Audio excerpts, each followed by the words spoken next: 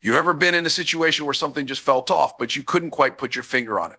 That's not a coincidence. That's not overthinking. That's your intuition, your built-in alarm system trying to save you before things spiral into chaos. But too often we silence that inner voice because we want to give someone the benefit of the doubt. And we want to believe they're better than their behavior. We want love so badly that we ignore the early signs of manipulation, and that's how narcissistic games begin to work. See, the first and most important thing you've got to do is recognize the red flags early. Not when the damage is done, not when you're 3 months deep emotionally invested and already justifying his behavior to your friends. Early. Because narcissists don't show up looking like villains, they show up looking like Prince Charming. They say everything you want to hear. They love bomb you with attention, gifts, and compliments until your defenses are down and your emotions are all in. You ever had someone come on way too strong, way too fast, telling you how special you are within the first week? Saying, "I've never felt this way before," like it's a line from a Netflix drama. That's not romance, that's a strategy. That's manipulation in disguise. Narcissists rush intimacy because they need you hooked before you have time to think clearly. They want you emotionally dependent before they show their real face.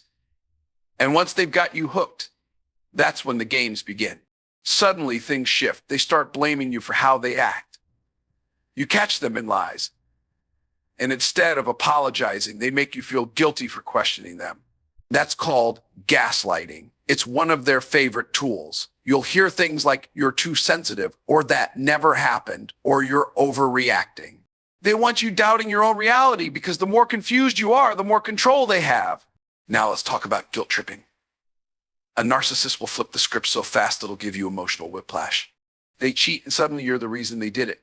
They disrespect your boundaries, but now you're the one being too difficult. Don't fall for it. Don't internalize their shame. It was never about you being too much. It was about them being not enough. Let me say this loud and clear. Your feelings are valid. Your instincts are valid. If you feel like you're being manipulated, disrespected, or drained, you probably are. You don't need evidence stacked to the ceiling. You don't need a smoking gun moment to walk away.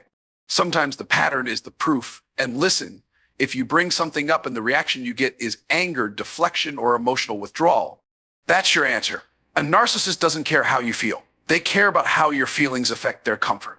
And that's why so many people stay stuck. They keep hoping the narcissist will eventually care or change or finally understand how much they've hurt you. But here's the truth. They already know. They just don't care. And the sooner you accept that, the faster you'll stop playing their game. Here's the part most people miss. When you ignore red flags early on, you teach that person how to treat you. You show them what you'll tolerate. And once they know you'll excuse the small stuff, they'll escalate.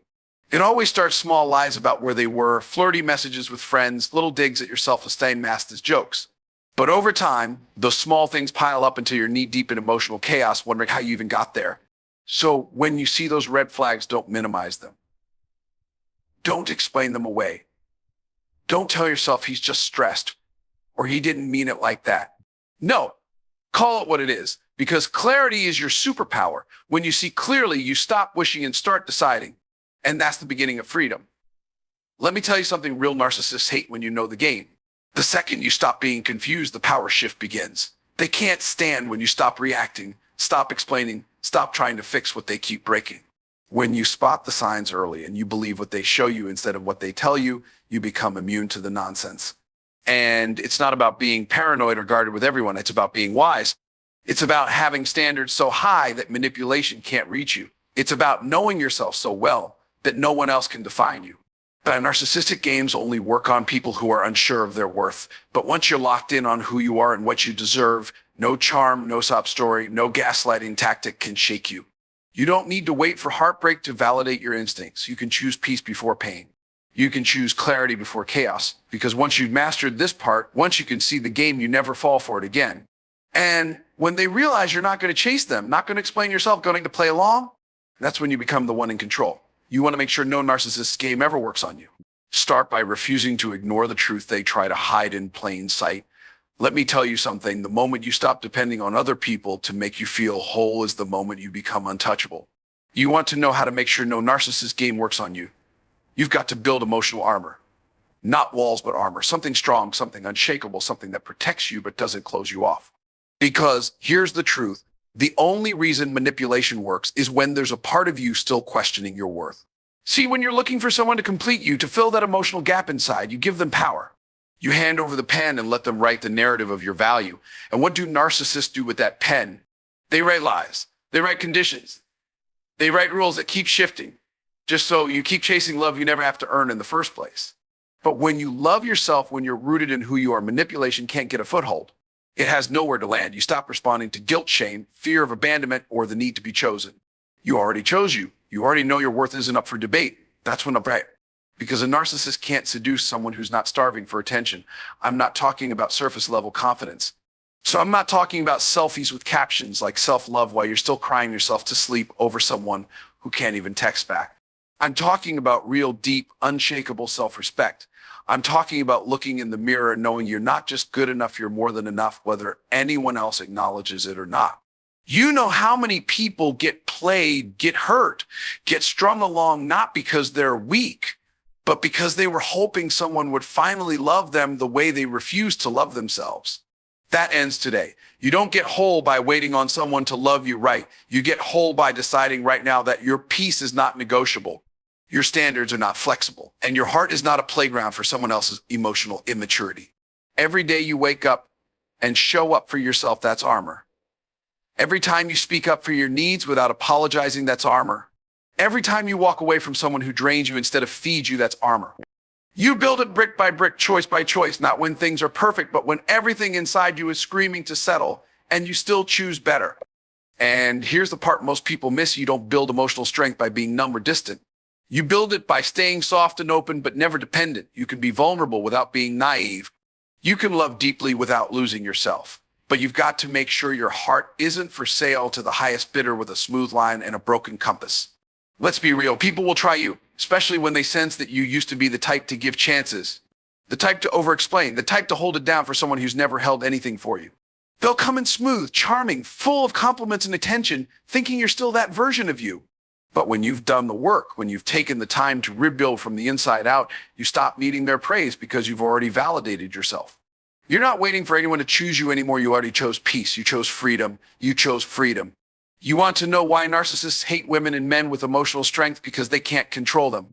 They can't manipulate someone who won't fight for crumbs. They can't gaslight someone who's already grounded in truth. They can't shame someone who's healed the part of themselves that used to feel like not enough. They don't know what to do with you when your validation doesn't come from their attention. And that's when the whole illusion falls apart. There will come a moment where you stop chasing closure and start creating it.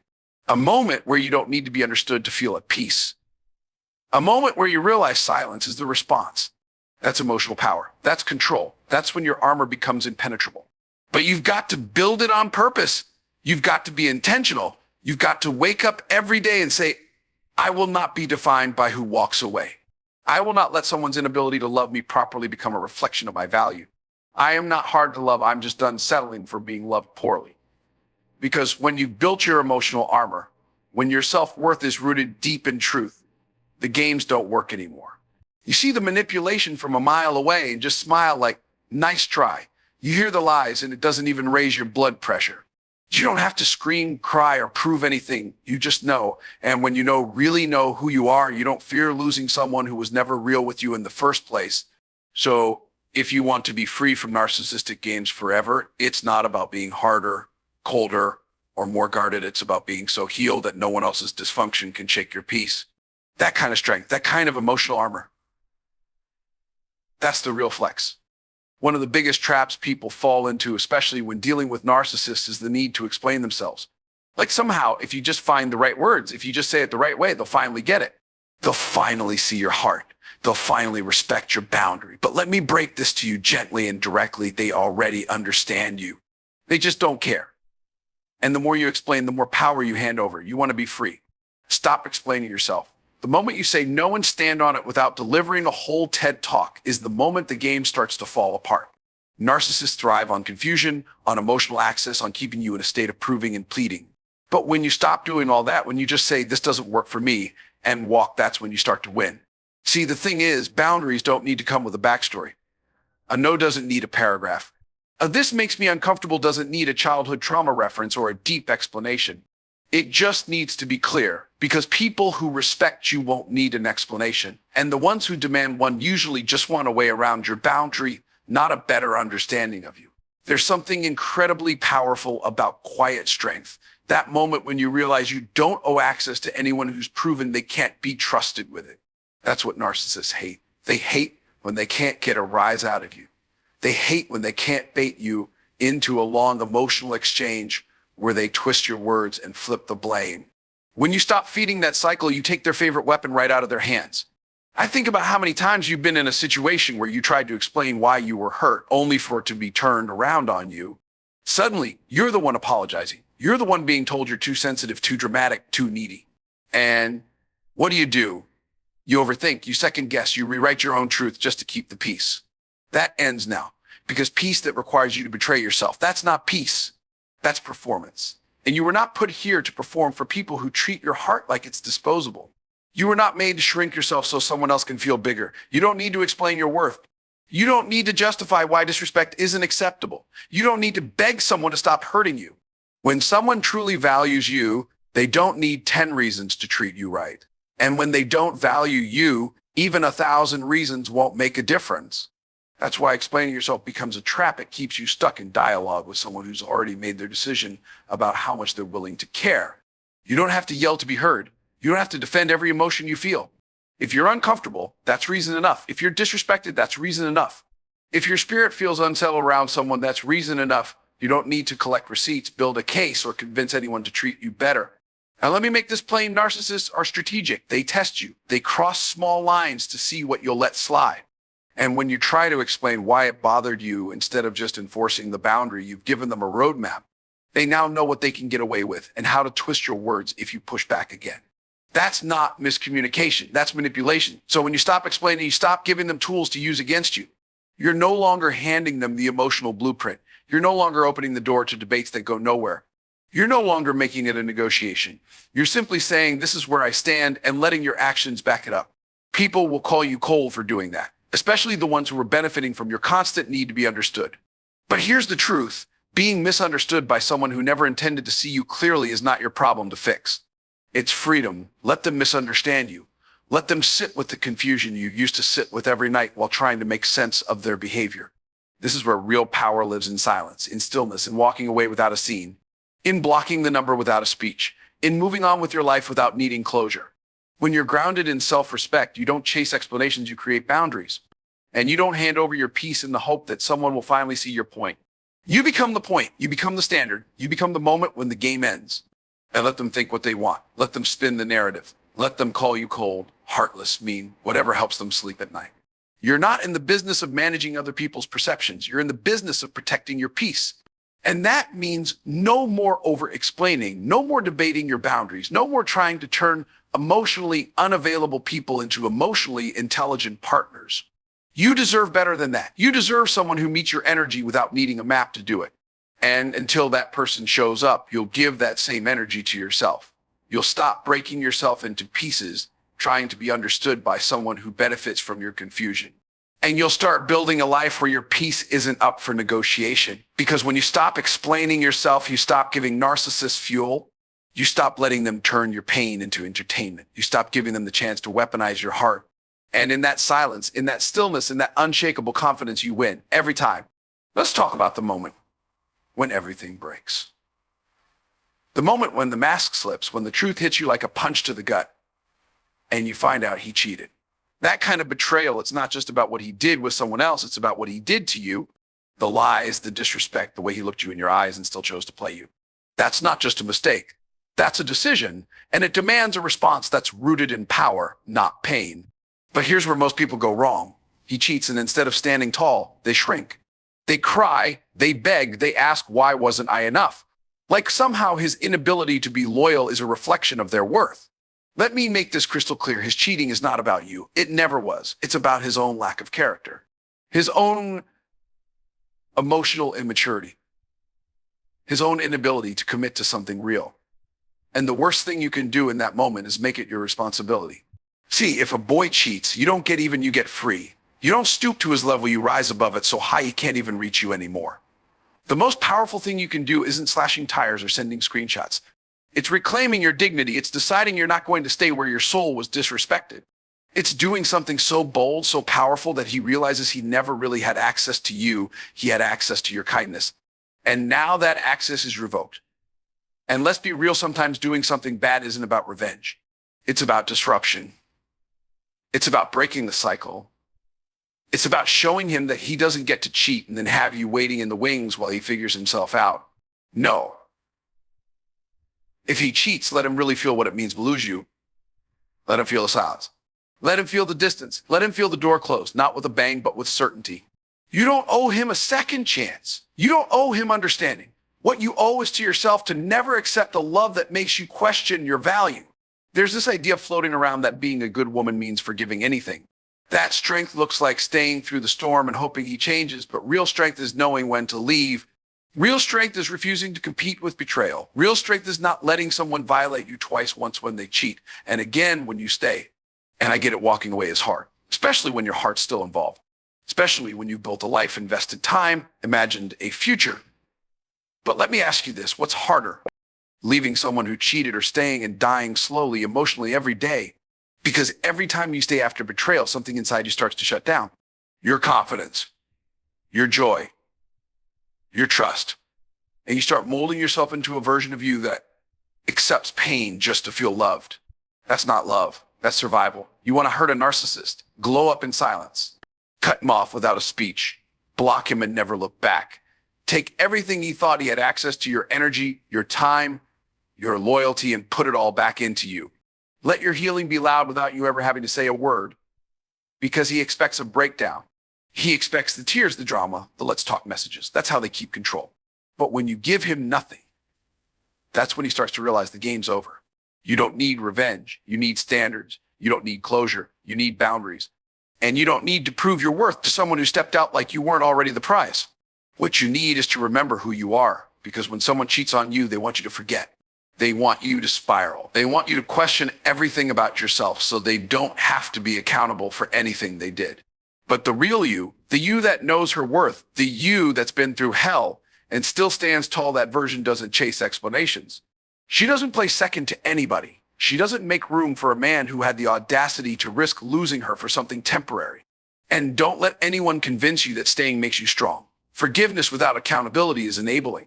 Giving someone another chance after betrayal without real change is just giving them another opportunity to do it again, this time more carefully. Let your actions speak louder than your words. Don't promise you're done, show it. Because here's what happens when you truly walk away. He starts remembering not just what he did, but who you were. He remembers the loyalty, the way you held it down, the way you never asked for more than honesty. And when you're gone, when your presence becomes a memory, that's when it hits.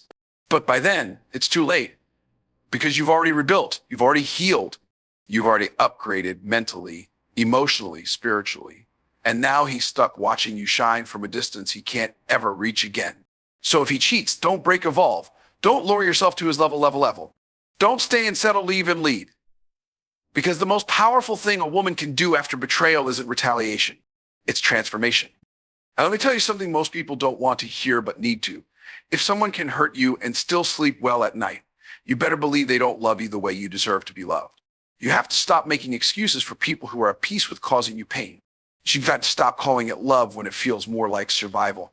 If they can disrespect you, lie to you, cheat on you, manipulate you, and still look you in the eyes like nothing happened, that's not love. That's power. And they're using it against you. See, real love has weight to it. It carries responsibility. It's not careless. When someone truly loves you, they're not okay watching you break and calling it a misunderstanding. They're not okay seeing tears in your eyes that they cause and pretending it's not their fault. You want to know if someone loves you, watch how they act when they've hurt you. Watch how quick they are to own it, not just apologize, but change. Because anyone can say sorry. Narcissists are professionals at it, but the ones who care will show it by doing better. That's why it's so dangerous to base your decisions on what someone says when their actions scream something different. A narcissist will hurt you and still whisper sweet nothings like you're crazy for feeling betrayed. They'll twist the story, flip the blame, and make you question your own sanity. And the moment you start wondering if you're the problem, they've won. Because now, instead of focusing on their betrayal, you're focusing on fixing yourself to keep them. That's not healing, that's trauma bonding. And you've got to understand this. If someone can violate your trust and still show up smiling, still go out and party, still act like your pain is an overreaction, they never cared about your heart. They cared about your presence, your energy, your loyalty, but not because real love doesn't feel good while it's destroying someone else. It doesn't move on casually while you're left in pieces. So you have to stop expecting closure from someone who had no problem closing the door on your peace. You keep thinking, if I just talk to them one more time, maybe they'll get it. No, they got it. They just didn't care. And I know that's a tough pill to swallow. I know it hurts. But sometimes pain is clarity. And when you stop romanticizing their potential, when you start accepting the reality of how they treated you, you finally wake up. The truth is, love is not supposed to be confusing. It's not supposed to be inconsistent. It's not supposed to be something you have to constantly fight for. If someone is constantly putting you in a position where you feel like you have to earn their attention or prove your worth, that's not love. That's a setup for heartbreak, a setup for manipulation, a setup for you to keep giving while they keep taking. You've got to get to a point where you say, if you can hurt me and not feel it, you lose me, period. No long conversations, no drawn out breakups, no back and forth. You hurt me and you don't care. Then I care enough about myself to never give you that chance again. This isn't about being cold. This isn't about revenge. This is about alignment. Because if you keep entertaining people who are comfortable with your suffering, you'll never create space for the ones who are terrified to lose your light. The ones who will do everything in their power to protect you, not break you. But they can't show up while you're still tolerating someone who treats your heart like an afterthought. And don't fall into that trap of thinking you need to teach them a lesson or make them see what they lost. That's still you centering them. That's still you pouring energy into someone who already showed you they don't value what you bring. Your healing is not a show. Your evolution is not a performance. You don't need to prove anything to the person who hurt you. You owe that energy to you now. When someone truly feels the weight of your absence, it's not because you screamed louder or begged longer. It's because you left and you never look back. That's when it hits. When the access is gone, when the emotional supply is cut off, when the texts go unanswered and the door stays closed. That's when they realize. But by then you're already gone, not just physically, but mentally, emotionally, spiritually. And that's the kind of loss that doesn't come with a comeback. And let me tell you, there's nothing more powerful than becoming untouchable to the person who once thought you'd never leave. Nothing hits harder than silence from someone who used to explain everything. Nothing confuses a manipulator more than boundaries that don't need a speech, just action. You want to make sure their games never work again. Learn to detach from people who feel nothing when they hurt you. So if they can cheat and not flinch, if they can lie and sleep peacefully, if they can betray you and keep it moving, believe them. Don't sugarcoat it. Don't rationalize it. Don't call it love when it's just convenience. Because someone who truly loves you will feel it when they've hurt you. And someone who doesn't, you have no business giving them front row seats to your life anymore. They don't deserve your loyalty if they don't respect your heart. And let me give you the most important truth you'll ever need if you want to make sure a narcissist games never touch your soul again. You are not responsible for fixing people who were fixing people out. You're not their rehab center. You're not their therapist. You're not the one who has to carry the weight of their brokenness just because you love them. That's not love. That's a trap. And it's one of the most dangerous places you can live, from thinking that if you just love someone hard enough, they'll change. Let me tell you something. Love doesn't heal people who are committed to staying wounded. You can pour all your light into someone and they'll still choose darkness if that's where they're comfortable. You can hand someone the keys to their healing, but if they don't want to open the door, you'll just wear yourself out standing in front of it. And narcissists know that. They know your heart is soft. They know your loyalty runs deep. And they use that. They turn your empathy into their playground. They twist your compassion into a leash.